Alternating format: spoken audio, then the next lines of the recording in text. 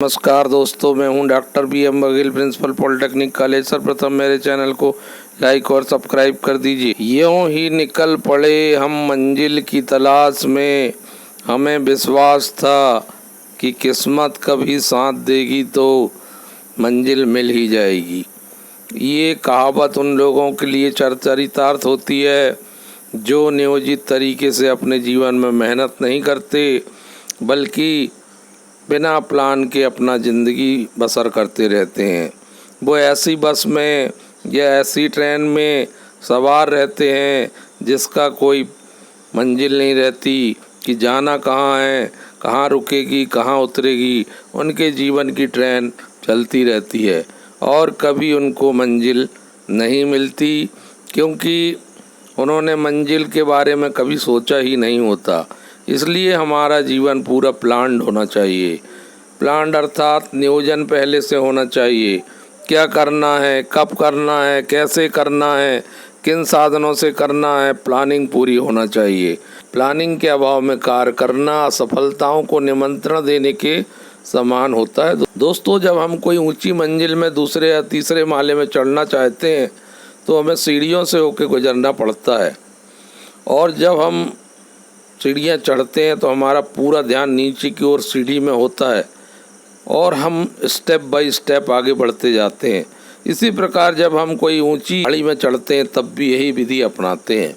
जरा सा भी ध्यान अगर हमारा भंग हो जाए तो हम हो सकता है पीठ केवल नीचे गिर पड़ें और हमारा शरीर जो चोट आ जाए और हम चोटिल हो जाए। अर्थात हमें इस बात का ध्यान रहता है, ज्ञान रहता है कि हमें अपना ध्यान केंद्रित करके चलना है।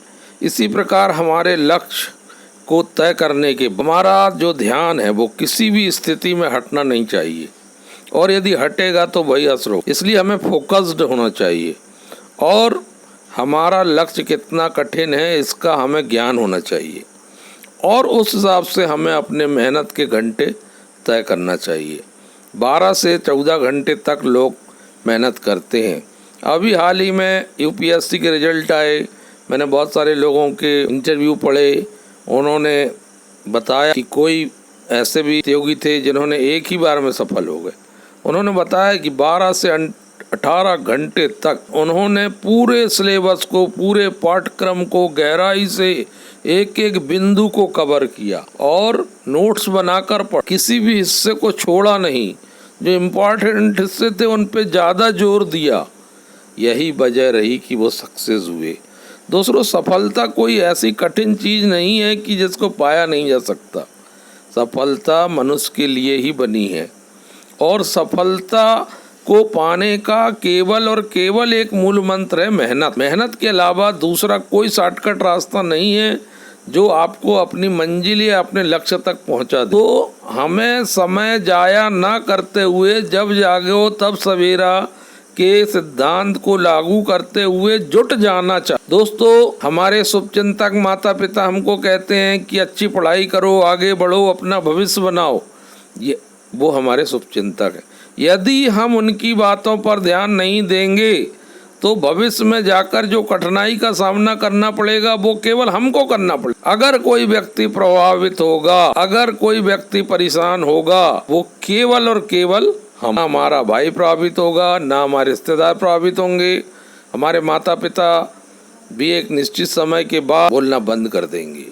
लेकिन जो लापरवाही हमने समय का मूल्य न करते हुए बरती, उसका भुगतान हमें भविष्य में अकेले भोगना पड़ेगा। इसलिए हमारा जीवन सुखमय हो, हमारे जीवन में कठिनाइयाँ न हो, हमारे जीवन में सुविधाएं, हम दूसरों का भी मदद कर सकें।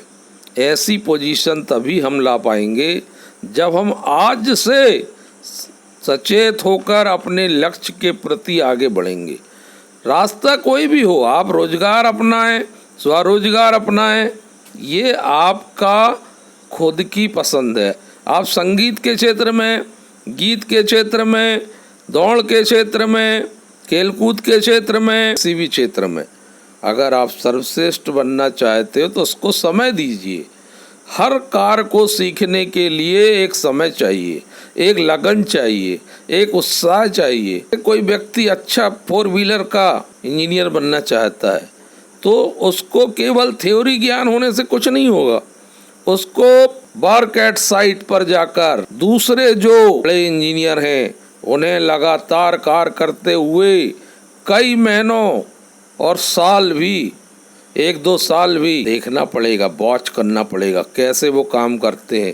फिर 4 व्हीलर पे काम करना पड़े, तब जाके वो 4 व्हीलर का सही इंजीनियर बने। क्योंकि हमें थ्योरी जान लेने से कुछ नहीं होता, हमें उस चीज का व्यवहारिक ज्ञान होना चाहिए। सैद्धांतिक के साथ व्यवहारिक ज्ञान होना जरूरी है।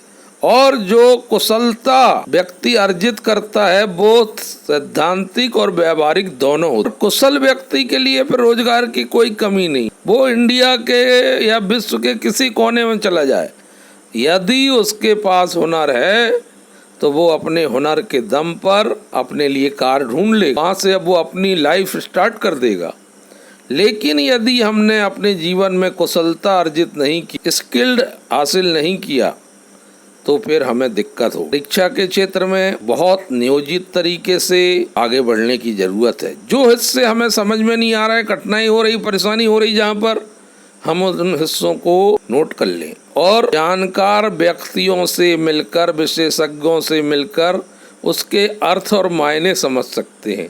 आज तो इंटरनेट का युग, जो मन में उठ रही है सवालों का, कुछ सवालों के जवाब तो आपको इंटरनेट में उपलब्ध हो जाते हैं। तो इंटरनेट को भी एक सहायक उपकरण के रूप में अपनी तैयारी का हिस्सा बना, चाहे आप स्वरोजगार का मार्ग हो, रोजगार का मार्ग हो, क्योंकि इंटरनेट एक खजाना है। इसमें स्वरोजगार के बारे में भी जानकारी उपलब्ध है और रोजगार के बारे में भी जानकारी उपलब्ध है। उसमें आधुनिक वर्ल्ड में क्या बदलाव आ रहा है वो सब उपलब्ध है। तो हमें इनोवेशन, एक्सपेंशन करने के लिए इंटरनेट को जरूर देखना चाहिए। नई नई बातें, नई नई प्रौद्योगिकी, नई नई टेक्नोलॉजी को अपनाने का प्रयत्न करना चाहिए। यदि हम समय के साथ चलेंगे तो हमारे पास कुशलता बनी रहे। पुस्तक नहीं पढ़ेंगे, टेक्नोलॉजी के बारे में जानकारी प्राप्त नहीं करेंगे तो हमारे पास जो ज्ञान था वो धीरे धीरे विस्मृत होते। हमें ज्ञान भी दूसरों को प्रदान करने चलना है,